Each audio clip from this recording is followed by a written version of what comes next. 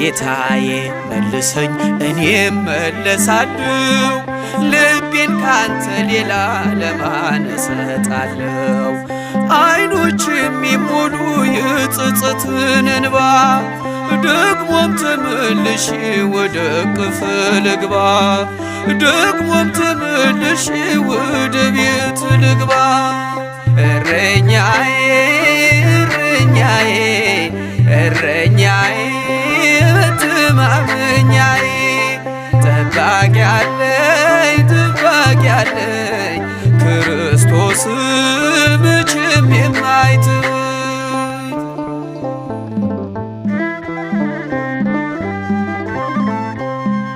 የበጎች እረኛ ቸሮ ጌታችን ያድነዋል ፈጥኖ በእርሱ ያመነውን መዝጊያን ለሚያንኳኳ